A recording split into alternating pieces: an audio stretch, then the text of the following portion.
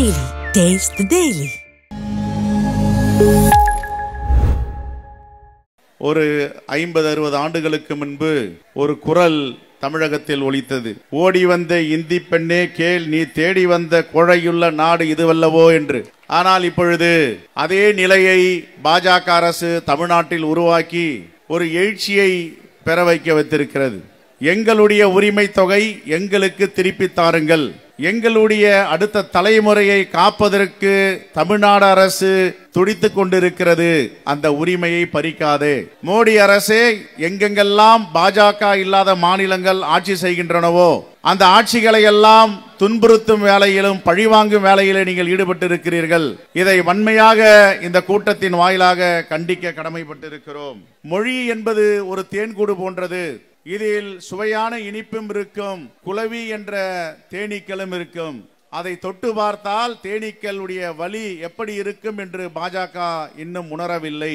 அவர்களை உணர வைப்பதற்கான காலம் வெகு தூரத்திலும் இல்லை. இந்த போராட்டம் என்பது அடுத்த தலைமுறையை பாதுகாக்கின்ற போராட்டம்.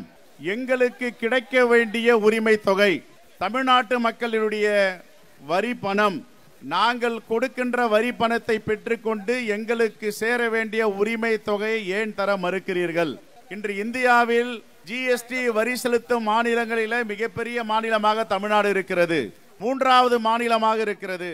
நாங்கள் மகாராஷ்டிரா, கர்நாடகாவுக்கு பிறகு ஏறக்குறைய 1,35,000 கோடி வரியை ஒன்றிய அரசிற்கு தருகிறோம். எங்களுக்கு உரிய உரிமையை ஏன் தர மறுக்கிறீர்கள் என்று கேட்டால் இதுதான் ஜனநாயகம் என்று பாஜக சொல்லுகிறது. இந்த ஜனநாயகத்தின் ஊன்றுகோலாக இருக்கின்ற தமிழ்நாட்டின் மக்கள் எல்லாம் அவர்களை பார்த்து கேட்கிறார்கள், எங்களுடைய மொழி, எங்களுடைய கலாச்சாரம், எங்களுடைய பண்பாடு, இதை நீங்கள் சிதைத்தால் நாங்கள் இதை அனுமதிக்க மாட்டோம் என்று. அதற்கு சாட்சியாகத்தான் இந்த கூட்டம் இங்கே நாம் கூடியிருக்கிறோம். நான் கேட்கிறேன், பாஜக அரசே, நீங்கள் 1980 உங்கள் கட்சியை ஆரம்பித்தீர்கள். திராவிட முன்னேற்ற கழகத்துடைய வயது 75 ஆண்டுகளை தாண்டி இருக்கிறது. மக்கள் பணியில 75 ஆண்டுகள் கடந்த ஒரு கட்சி பேரியக்கம். காங்கிரஸ் பேரியக்கத்திற்கு 140 வயதாகிறது. மோடி அவர்களே, பாஜக அரசே, ஒன்று மட்டும் புரிந்து கொள்ளுங்கள். தலைமை பண்பு என்றால் என்ன? அரசியல் பண்பு என்றால் என்ன? கூட்டாட்சி தத்துவம் என்றால் என்ன? ஜனநாயகம் என்றால் என்ன? ஜனநாயகம் மாண்புக்கு பேர் போன நாடு இந்திய திருநாடு. இந்த இந்திய திருநாட்டுக்கு வழிகாட்டுகின்ற மாநிலம் தமிழ்நாடு. ஜவஹர்லால் நேரு அவர்களை இந்தி போராட்டம் அறிவித்த பிறகு நம்முடைய மேனாள் நாடாளுமன்ற உறுப்பினர் சம்பத் அவர்களும் இன்னொரு நாடாளுமன்ற உறுப்பினர் தர்மலிங்கம் அவர்களும் சென்று சந்திக்கிறார்கள். நேரு அவர்கள் சொன்னார், நான் பிரதமராக இருந்து சொல்லவில்லை, உங்களில் ஒருவனாக சொல்லுகிறேன். ஒரு வாரம் இந்த கடிதம் வந்தாகிறது, பார்க்க முடியவில்லை, வருந்துகிறேன். நான் வெளிநாடுகளில் சுற்றுப்பயணத்தில் இருந்தேன். இப்பொழுது சொல்லுகிறேன், இருமொழி கொள்கை தமிழ்நாட்டில் நடைமுறையில் இருக்கும், இதை யாரும் மாற்ற முடியாது என்ற உறுதிமொழி அளித்தார்.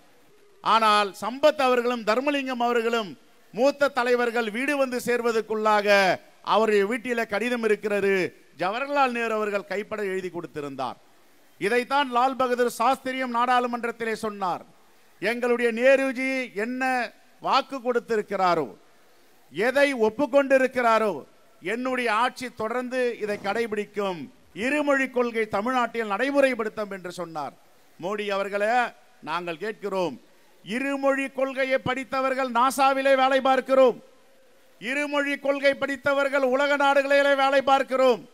நாங்கள் வட மாநிலங்களே சென்று நடுவு நடவில்லை, ஓட்டலிலே விடுதிகளிலே பணியாற்றவில்லை, கொளுத்து வேலை செய்யவில்லை. மும்மொழி கொள்கையை படித்தவர்கள் இருமொழி கொள்கை படித்த தமிழ்நாட்டில் வேலை பார்க்கிறார்கள் என்பதை நீங்கள் மறந்துவிட வேண்டாம். இன்னும் 50 ஆண்டுகள் நாங்கள் முன்னேறி சென்றிருக்கிறோம். இதையெல்லாம் கொடை. பெருந்தலைவர் காமராஜர் முதல் முத்தமிழறிஞர் கலைஞர் வரை உயர்கல்வியும் பள்ளி கல்வித்துறையும் தமிழ்நாட்டிற்கு கொடையாக அளித்திருக்கிறார்கள்.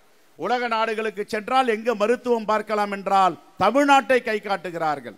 மருத்துவத்துறையில, கல்வித்துறையில நாங்கள் புரட்சி செய்து கொண்டிருக்கிறோம்.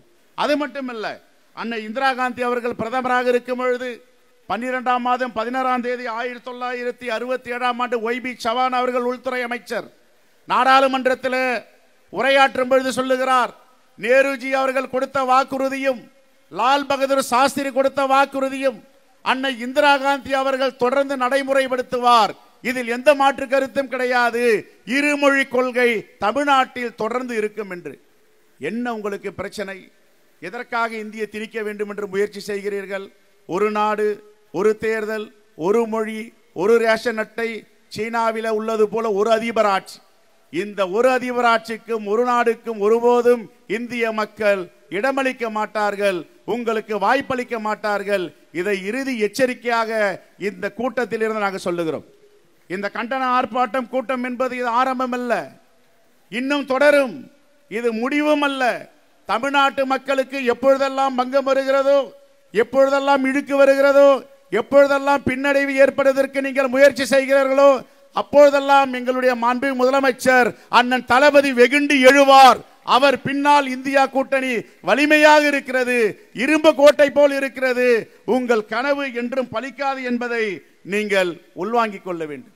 6ஆம் வகுப்பு மாணவ மாணவிகளுக்கு எதற்காக விருப்ப பாடம், தொழில் கல்வி என்ன சொல்ல வருகிறீர்கள்?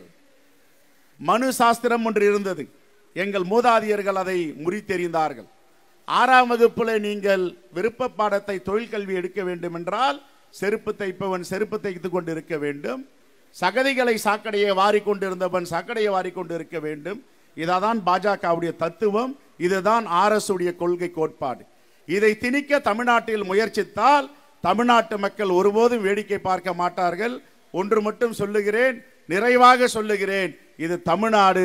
தமிழ்நாட்டு மக்கள் எவ்வளவோ போரை பார்த்தவர்கள், உங்களை அனுமதிக்க மாட்டார்கள்.